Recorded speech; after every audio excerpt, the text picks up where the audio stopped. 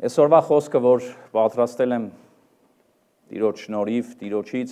ես հավատում եմ, որ այս խոսքը իսկապես Տիրոջից է, որտեվ շատ ուժեղ հպվեց իմ սրտին, եւ այս ամենը, ինչ որ պիտի այսօր Սուրբ Հոգին խոսի, առաջինը ես աղոթում եմ, որ ինձ համար օգտակար եւ փոփոխություն ու շինություն բերի։ Աղոթում եմ նաեւ յուրաքանչյուրիդ համար, որ Սուրբ Հոգին յուրահատուկ ձևով այսօր այցելի ամեն մեկիս։ Դանիելի առաջի գլուխ 8-րդ համարից կարդամ. Դանիելը իր սրտում որոշեց, որ իրեն չպղծի թագավորի կերակուրներով եւ նրա խմած գինիով, եւ ներքինապետին խնդրեց, որ թույլ տա դրանցով իրեն չպղծի։ Եվ Աստված ներքինապետի առաջ Դանիելին շնորհք ու ողորմություն տվեց, եւ ներքինապետը Դանիելին ասեց. Ես վախենում եմ իմ Տեր թագավորից, որ սահմանել է ձեր ուտելիքն ու խմելիքը, ինչու նա ձեր դեմքը գունատ տեսնի ձեզ հասարակակից տղաների դեմքերից եւ թագավորի առաջ իմ գլուխը վտանգեք։ Եվ Դանիելն ասաց վերահսկիչին, որին ներքինապետը նշանակել էր Դանիելի, Անանիայի, Միսայելի եւ Ազարիայի վրա. Աղաչում եմ, մի 10 օր փորձիր ծառաներիդ եւ թող մեզ ուտելու համար բանջարեղեն եւ խմելու համար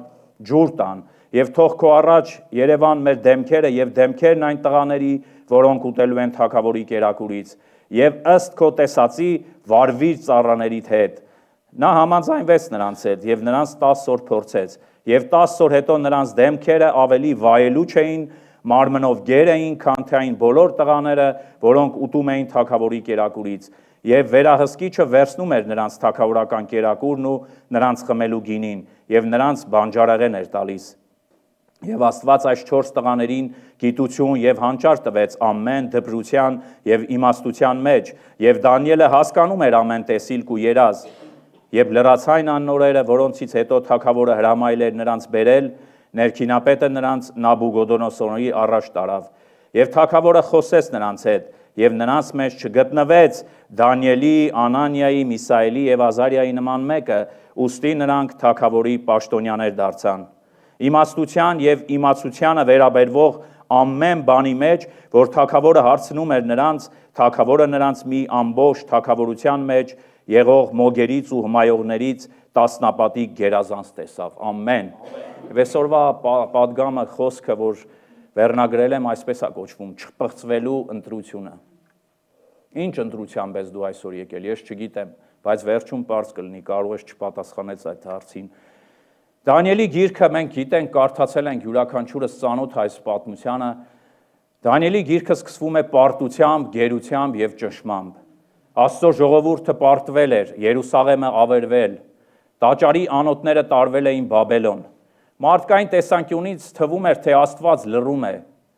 սակայն հենց այս մթության մեջ է, որ Աստված ձևավորում է մի մարդ, որի հավատարմությունը դառնալու էր սերունդների օրինակ։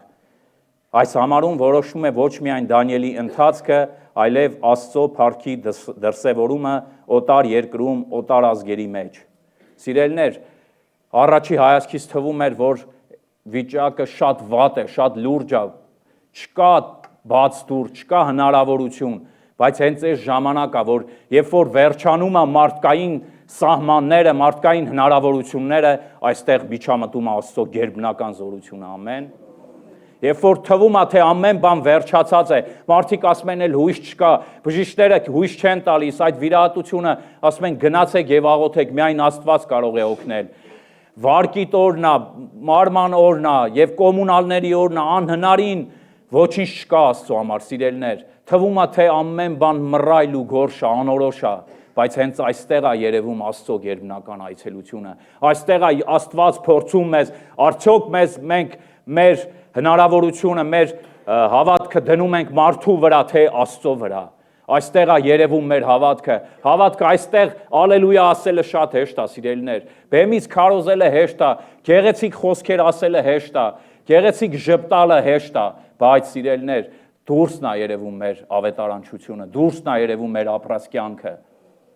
Իսկապես Աստված հնարավորություն է տալիս եւ մեզ թվում է, որ մարդիկ չեն նկատում եւ մենք ինչ ենք անում կամ ոնց ենք անում, բայց հիշեք, որ ամեն բան մանդրադիտակով ուշադիր զննում են մարդիկ մեր կյանքը եւ մեր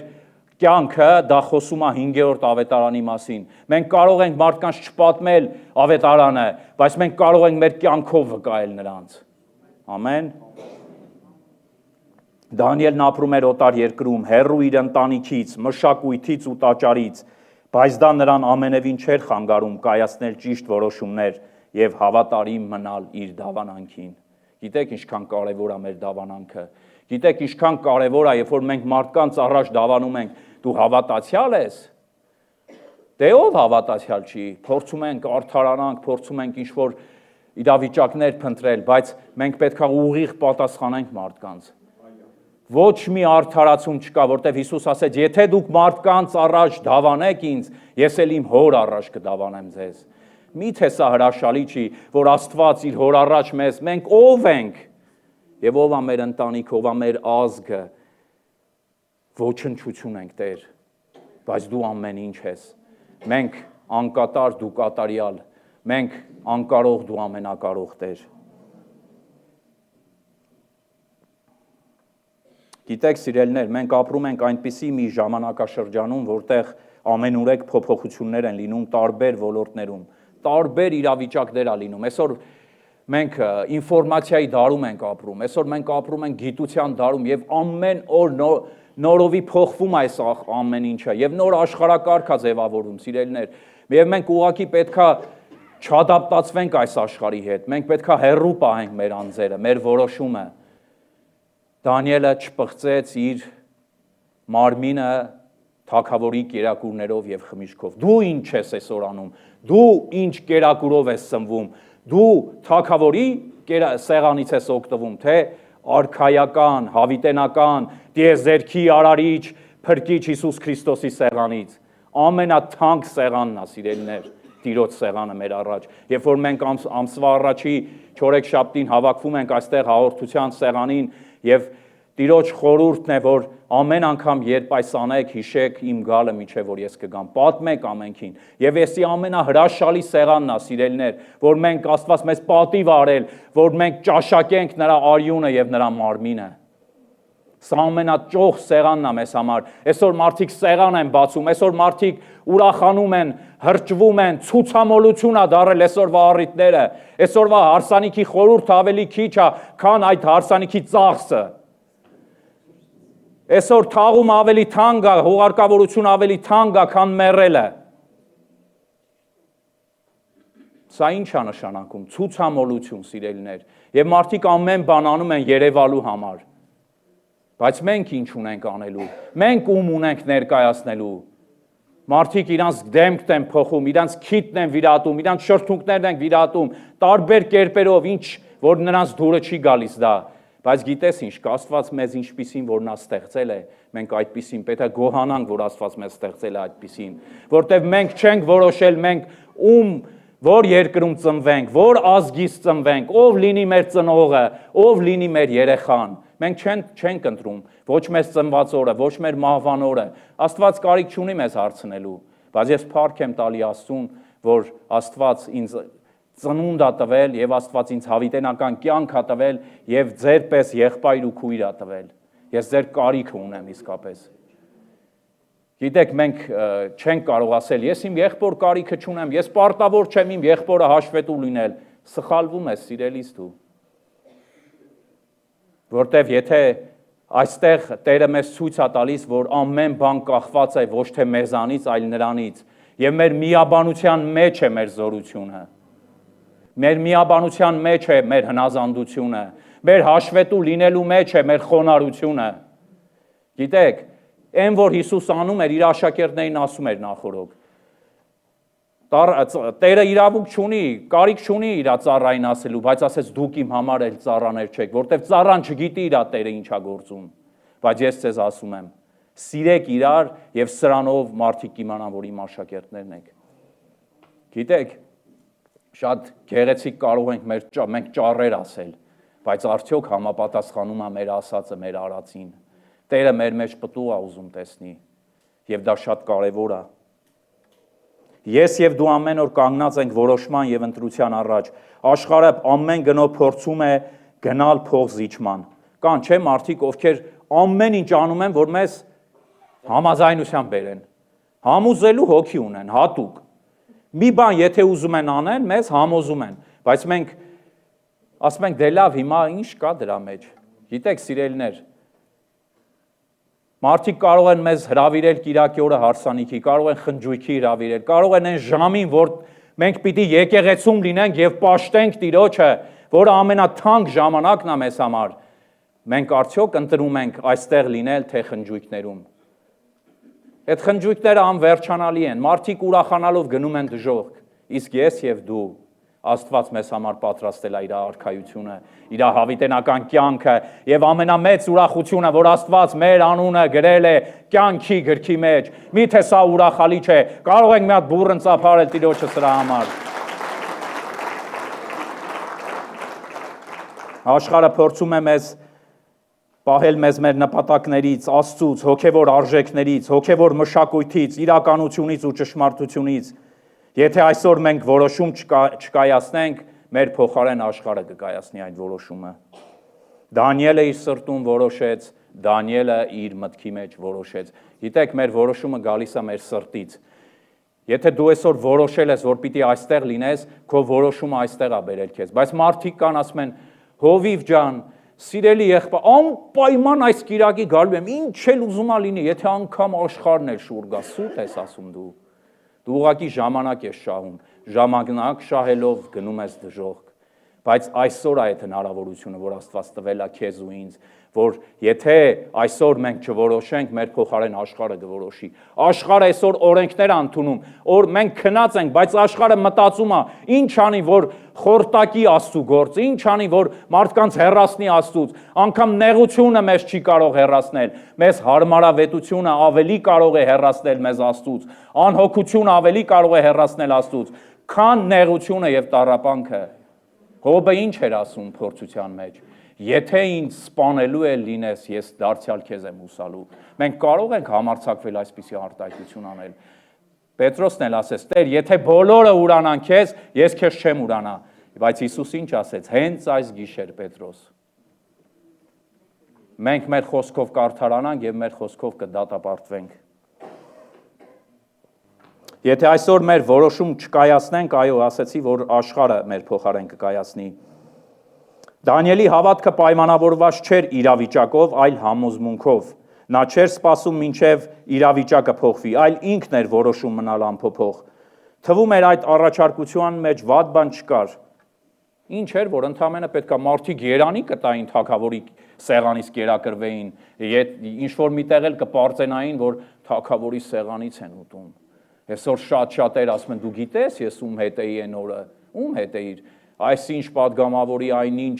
հաղինակավոր մեկի հետ, այսինչը, նա ինչը։ Իսկ ես ավելի մեծ եւ ավելի թանկարժեք, ավելի պատվավոր սեղանից եմ օգտվում, Տիրոջ սեղանից, որ շատերը իրավունք չունեն մոտենալու նրան։ Շատերը չեն կարող մոտենալ, եթե չընդունեն, որ իրանք մեղավոր են եւ կարիք ունեն Աստծո հավիտենական փրկությանը։ Ինչա՞ միթե աշխարհի մեջ պարծենալու կա, բայց մենք ինքներս, որ Աստծո զավակներ ենք, պարծունելու չունենք։ Իհարկե, Տիրոջ խոսքն ասում է, նա ով պարծենում է, թող Տիրոջով պարծենա։ Ամեն։ Թագավորի կերակուրը ինքնին միայն սնունդ չէր, պարզապես սնունդ չէր, դրա տակ ավելի վատ բան կար թաքնված, ավելի վտանգավոր, այլ ներկայացնում էր հեթանոսական զոհաբերությունների մասնակցություն, Աստծո օրենքի խախտում, բաբելոնական համակարգի լիակատար ընդունում։ Դանիելը չմերժեց կրթությունը, լեզուն կամ ծառայությունը, պետությանը, բայց մերժեց այնինչ պղծում էր իր հոգևոր ինքնությանը։ Այսինքն այն բաները, որ կար կրթությունը, դա լավ բան էր, ընդհակառակ ինքը կրթվեց, դաստիարակվեց, վարժվեց այդ ամեն ինչով, եւ Աստված այդ ամեն ինչը բարի գործակից դարձրեց։ Բայց նա հրաժարվեց նրանից, ինչը իր դավանանքին դեմ էր։ Հասկացավ այստեղ։ Գիտեք, սիրելիներ, շատ ժամանակ մենք չգիտենք այդ իրավիճակներից ոնց դուրս գանք, բայց Սուրբ Հոգին հստակ մեզ սովորեցնում է։ Ոնց է, որ կանաչ լույս է տալիս, չէ՞։ Եվ մեքենան անցնում է, մենք սպասում ենք մի պահ, եւ այս համբերությունը, Հիսուսն ասեց, համբերությամբ կշահեք ձեր հոգիները։ եւ միջև վերջով որ համբերի նա կփրկվի։ Այս համբերությունն է, որ այսօր մարդիկ չունեն եւ շտապում են եւ փչացնում են Աստծո հրաշալի գործը, հրաշալի ծրագիրը, որ ունի մեր համար։ Շատ կարևոր է, սիրելիներ, որ մենք համբերությամբ զինվենք, որտեղ համբերությունը պտուղ է եւ պարգև։ Քրիստոնյան կարող է ապրել աշխարհում, բայց չի կարող ապրել աշխարհի նման։ Փոխեցին նրա անունը, լեզուն, բայց նա չթողեց, որ իր սիրտը փոխվի։ Աշխարհն ուզում է փոխի մեր արժեքները, ինքնությունը եւ մեր հավատքի սահմանները։ Աշխարհն ուզում է ինքը որոշի մենք ինչքան հավատանք, որտեղ հավատանք եւ երբ հավատանք։ Սա կոչվում է հավատքի սահմաններ, բայց Աստծո մեջ չկա սահման։ Աստված հավիտենություն է, սիրելիներ։ Մեր հավատքը ամեն օր պիտի աճի։ Մեր Գաբես աղոթում էր, Տեր իմ սահմանները ընդարձակիր։ Եվ մենք այսօր էլ կարող ենք աղոթել, Տեր իմ սահմանները ընդարձակիր։ Հեթանոսները ինձ ժառանգություն տուր եւ երկրի ծայրերը իբրև ստացվածք։ Ամեն։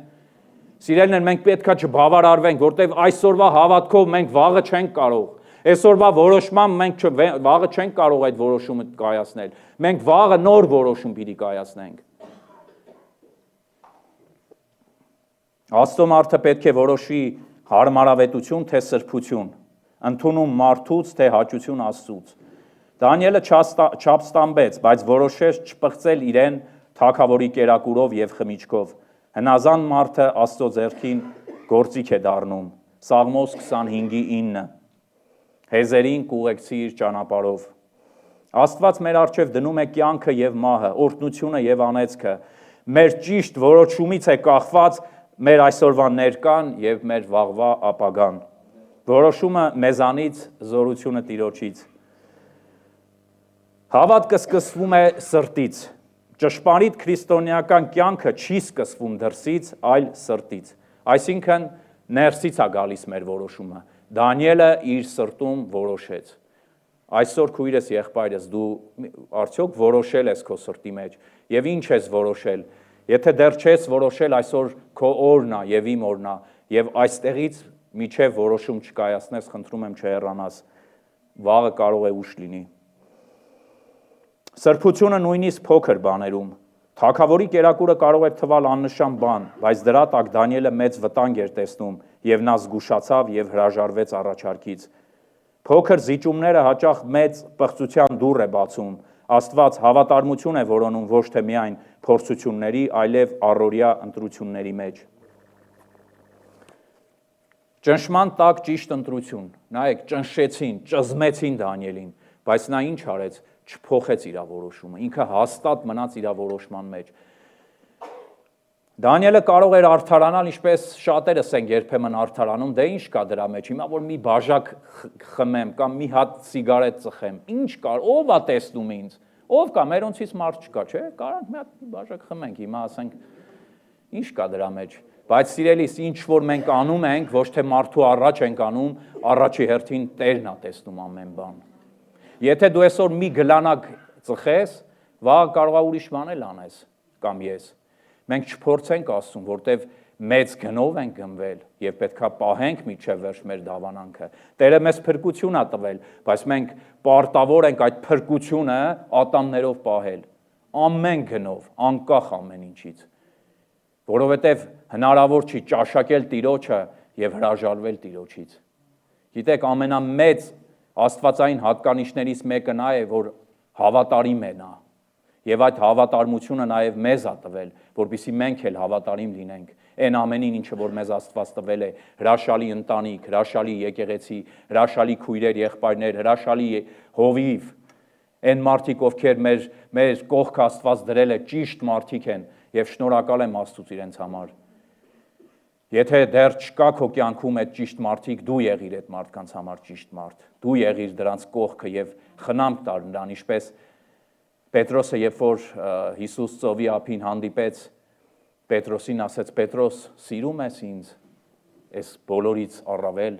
Պետրոսն ասեց. այո, Տեր, դու գիտես, որ ես սիրում եմ։ Թեպետ Պետրոսը սպասում էր, որ Հիսուս հիմա իրան թուքումուր կտա, նրան կնվաստացնի, բայց չէ, գիտեք ինչ հրաշալի է, որ Աստված մեր նման չի։ Նա երեսով չտվեց, չասեց, անամոթի մեկ, ես ինչ արեցիր դու։ Միթե դու 3.5 տարի իմ հետ քայլեցիր մի բանի պակասություն ունեցար։ Ինչպես կարող էիր ուրանալ։ Բայց Պետրոսն Հիսուսն ասեց. «Սիրում ես ինձ, Պետրոս»։ Ասեց. «Տեր, դու գիտես», եւ երբ որ երրորդ անգամ հարցրեց, Պետրոսը կարծես նեղացավ Հիսուսից։ Ասեց. «Տեր, դու գիտես, էլի ինչու ես, դու ամեն բան գիտես»։ Եվ Հիսուսն ասեց. «Եթե ինձ սիրում ես, արածեցրու իմ գառներին»։ Եվ այսօր այդ խոսքը նաև հնչում է իմ ու քո ականջներին, սիրելիս։ Դու մի մտածի, որ դու չես կարող մեծ բեմերից մարդկանց առաջ քարոզել։ Այո, ես էլ չեմ կարող, բայց Տերը կարող է։ Մենք անկարող ենք, բայց Տերը ամենակարող է, սիրելիս։ Մենք կարող ենք մեր բաժնով, մեր չափով, մեր հնարավորություններով, որտեղ ամեն բանի աղբյուրը ինքն է։ Սաղմոս 150-ի վերջի համարում ասում է. «Իմ բոլոր աղբյուրները քեզանում են, Տեր»։ Կարող ենք ասել. «Իմ բոլոր աղբյուրները քեզանում են, Տեր»։ Աստծո պատասխանը հնազանդությանը։ Ինչ եղավ արդյունքում, երբ որ Դանիելը հնազանդվեց Աստծուն։ Նրան շնորհ տրվեց, իմաստություն եւ ճանաչողություն։ Աստված ավելացրեց ու բարձրացրեց նրան։ Աստված երբեք պարզ չի մնում նրան, ով իր սրտում մաքուր է մնում։ Մատթեոսի 5:8 Երանի նրանց, որ սրտով մաքուր են, որ նրանք Աստծուն կտեսնեն։ Երբ մենք պահում ենք մեր սիրտը, Աստված պահում է մեր ապագան։ Նա ոչ միայն պաշտպանում է այն, այլ նաև բարձրացնում։ Այսօր մեզ չեն ստիպում բացահայտ ուրանալ մեր հավատքը, բայց առաջարկում են փոքր զիջումների գնալ։ Գիտեք, մեր գործատուները կարող են մեզ առաջարկել բարձր աշխատավարձ, կարող են ասել, այսօր ժամավճար կտամ, միայն այս ժամին արի աշխատանքի, արի օգնի այսօր, կարիքդ կա։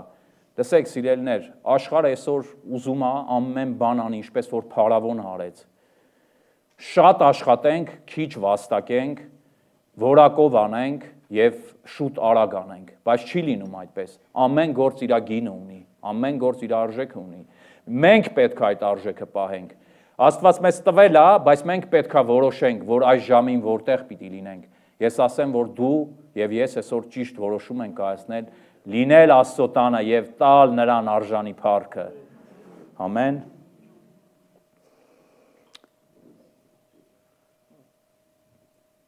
Այսօր մենք չենք աշխարհը ամեն գնով ուզում է հետ պահի մեզ Աստծուց, բայց մենք բոլոր դեպքերում չպիտի գնանք փոխզիջման։ Աշխարհը իր հարմարավետությամբ, անհոգությամբ ճահճի պես խորտակում է ու խեղդում մեզ։ Երբ մարդը սրտում է վճռում հնազանդ լինել Աստծուն, Աստված կարող է փոխել նույնիսկ այն ճանապարհը, որը թվում է փակ։ Աստված մեզանից ուզում է, որ մենք հաստատակամ լինենք մեր որոշումների եւ ընտրությունների մեջ։ Բաներ կա, որ մենք պետքա զղջանք, այո, եթե մարդիկ ասում են, որ մենք սխալ ենք, եթե մարդիկ ասում են, որ այս պահին ճիշտ չէինք, մենք պետքա խոնարհաբար ընդունենք, չասենք դու պետքա ինձ ասես։ Մենք պետքա խոնարհաբար ընդունենք, որտեվ մեր խոնարհությունը Աստծո զորությունն է, որտեվ Աստված ինքը խոնարհվեց, իր փառքը եւ իր մեծությունը թողեց, մարդացավ ու մարմնացավ եւ մարմին հագավ, որպիսի ապրի, որպիսի մարդկային մարմնի մեջ հաղթի մեղքին, հաղթի սատանային եւ հաղթի մահվանը։ Դեռևս ոչ ոքի չի հաջողվել պատմության մեջ, ով կարող էր հաղթել մահին, ով կարող էր մաքուր, անբիծ ապրել եւ աշխարհը նրա մեջ ոչինչ չգտավ։ Դու ուզում ես լինել նրա նման եւ նրա պես։ Երբ որ Ադամը մեղք գործեց, Ադամը չմեղանչեց, նա չկորցրեց Աստծո պատկերը, բայց նա կորցրեց Աստծո նմանությունը։ Եվ այսօր ժամանակն է, սիրելիներ, լինենք նրան նման։ Առաքյալն ասում, տակավին մենք չգիտենք ինչպիսին ենք, բայց երբ որ նա գա, մենք նրան նման կլինենք։ Ամեն։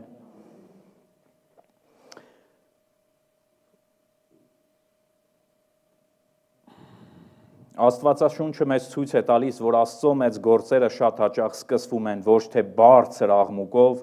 այլ մարդու սրտում ընդունված լուռ վճռով։ Մենք կարող ենք, Աստված կարող է այցելել, կարող է մեզ մի բան ասել, միշտ չէ, որ գերբնական ձևով, խոսքով, փոթորիկով, կրակով, ընդամենը մի հատ Սուրբ Հոգու քնքուշ այցելությունը եւ մենք մի հատ լուռ որոշում մեր սրտի մեջ եւ Տիրոջ ասում ենք այո եւ ամեն։ Սիրելիներ, ուզում եմ այսօրվա պատգամը ավարտել մի հետաքրքիր պատմությամբ, որը վերնագրել եմ այսպես. բարի համբավը ամենաթանկ կապիտալն է։ Մի երիտասարդ գործարար ուներ փոքր, բայց արագ աճող ընկերություն։ Մի օր նրան առաջարկեցին մի շատ մեծ պայմանագիր։ Եթե նա ստորագրեր, նրա բիզնեսը միանգամից կդառնար շուկայում առաջատար։ Բայց պայմանագրում մի մանր տառերով մի կետ կար, պետք էր մի փոքր կլորացնել թվերը, թաքցնել որոշ իրական տվյալներ, ոչ ոք չէր նկատի, գործընկերներն ասում էին։ Ուղղակի նա պետքա թվերը մի հատ կլորացներ, ինչը ով կիմանար դրա մասին։ Եվ նա շատ լուրջ ու պատասխանատու ընտրության առաջ էր կանգնած։ Մարդիկ մեզ ասում են, լավ, հիմա որ մի հատ սուտ խոսած, ինչ կլինի, չէ՞։ Մի թեթև սուտ հիմա, սուտը կյանք է փրկում։ Ես դեմ եմ, սիրելիներ, սուտը կյանք չի փրկում։ Սուտը կարող է իրավիճակ փրկի, բայց մարդուն կարող է դատապարտության մեջ գցի։ Սուտը սուտ է, մեծ ու փոքր սուտ չկա, մեղքը մեղք է, մեղքի վարձքը մահն է, բայց Աստծո շնորհքը հավիտենական կյանք մեր Տեր Հիսուս Քրիստոսի ձեռով։ Եվ նրան ասում էին, որ սա բիզնես է ընդամենը, բիզնես է եւ դու կարող ես անել, բոլորն էլ անում են, ինչ կա, դու ումից ես լավը, միթե դու չես ուզում ավելի աճել եւ առաջ գնալ։ Երիտասարդը ամբողջ գիշեր չքնեց, նրան տանջում էր այդ միտքը, նա անի դա, թե չանի։ Նա հասկանում էր, որ մեկ ստորագրությունը կարող էր փոխել իր ապագան, բայց նաև գիտեր, եթե այսօր խախտի իր սկզբունքները, վաղը դրանք այլևս իրեն չեն կարող պահել։ Առավոտյան նա հրաժարվեց գործարքից, բոլորը շոկի մեջ էին, ասում են դու գժվել ես հաստատ։ Միթե մարդ կարող է այս հնարավորությունը ձեռքից բաց թողնել։ Բոլորը կարծում էին նա խելագարվել է, ընկերությունը ժամանակավորապես կորցրեց եկամուտ, աշխատակիցներից մի քանիսը հեռացան, մի քանի ամիս անց նույն մեծ ընկերությունը հայտնվեց սկանդալային կենտրոնում։ Բացահայտվեց հենց այն խաբեությունը, որից երիտասարդ գործարարը հրաժարվել էր։ Շուկան կորցրեց նրանց վստահությունը, իսկ երիտասարդ գործարարի ընկերությունը սկսեց ստանալ նոր առաջարկներ։ Մարդիկ ասում էին, նա այն մարդն է, ում կարելի է վստահել, տարիներ անց նա ասեց, ես չկորցրեցի գործարքը, ես շահեցի իմ անունը։